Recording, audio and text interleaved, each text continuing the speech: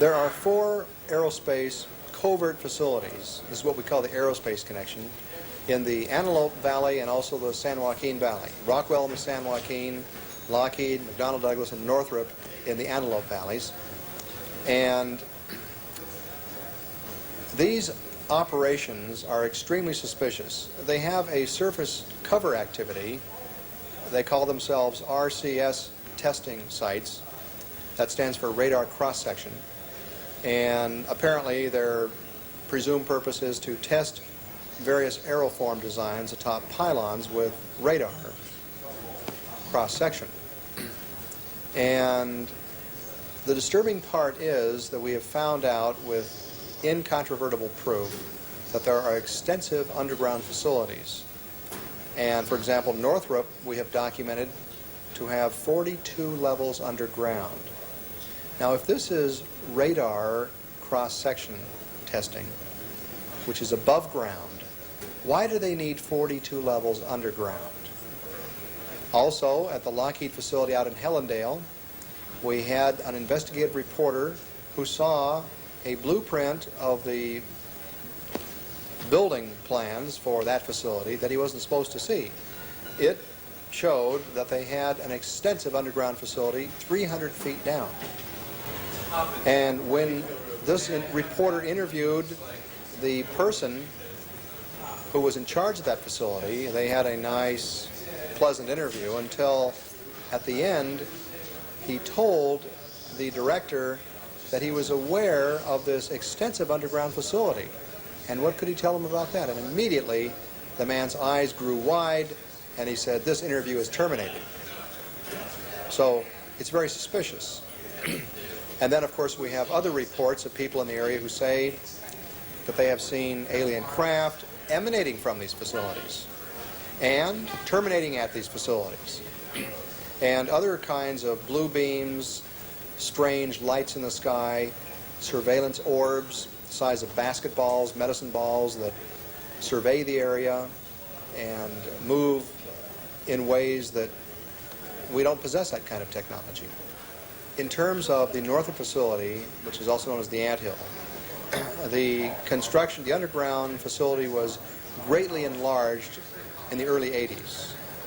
And what took place there was an enlargement, I understand, from 13 levels underground to 42 levels underground. And we have reports from construction workers who actually worked on the site, cement truck drivers, and at one point, Michael, cement trucks suddenly appeared on the scene 5 miles long, pouring concrete continuously 24 hours a day, 7 days a week for weeks. And we figure at 3 yards of concrete, 9 yards of concrete per truck, close to 1 million yards of concrete must have been poured underground.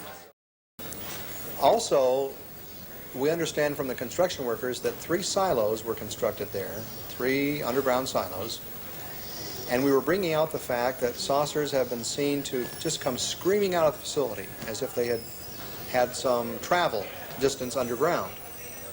And yet, and also craft would, like helicopters, would come into the facility and just disappear into the ground.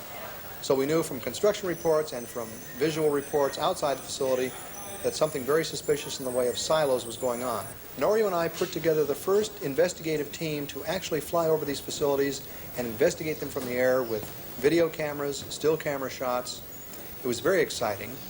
And on our first flyover of the Northrop facility, we spent about an hour in the air on that trip. It was historic.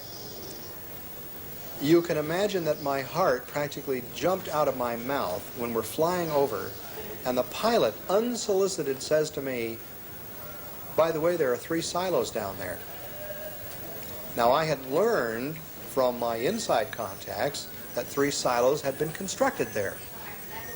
And I was looking for those silos the minute we appeared over the facility. I was intensely looking for 3 silos, didn't see any, and suddenly the pilot says to me, "But I just told you."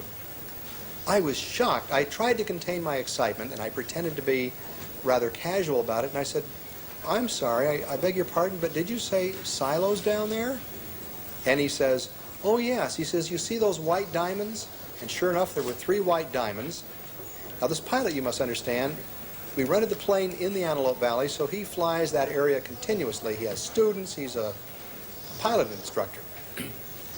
So he's flying over there all the time. He told me that on numerous occasions when he's flown over these facilities, those white diamonds, the white covering will be gone to reveal a deep, dark hole or silo into the ground.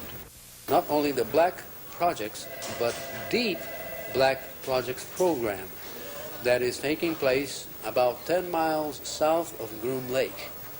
Groom Lake facility, of course, is a black projects program that is, technologically speaking, not in line with higher technology that is present 10 miles south, which is located on Papoose Lake facility.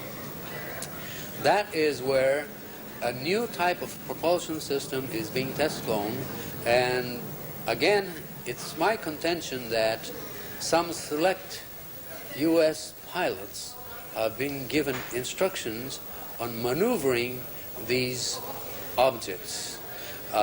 We have, from all types of reports and sources, this established this one fact, is that there is some type of pumpkin seed program. This is a nickname of a new type of propulsion system using pulse detonation system. And this is known as the pumpkin seed program because these objects they have almost like a diamond-shaped they form to this. Now, this is part of the Black Projects program. However, what I've been investigating is more than that. It's the Super Deep Black Projects program, which could possibly involve technology much higher than this type of pulse propulsion system, which could be antimatter or some type of anti-matter, as Mr. Lazar has been stating. The sources of our information are not only from researchers that have received a lot of infos through Aerospace Connection. We have been in touch with several persons that confirm that Black Project program is ongoing at Groom Lake facility, Papoose Lake facility, plus other facilities such as in California, the Northrop, McDonnell Douglas, and Lockheed. All of these facilities are conducting some type of testing of certain type of aerofoams that resemble almost a disc. And it's possible, very possible, that the technology behind this could be received from some intelligence, not necessarily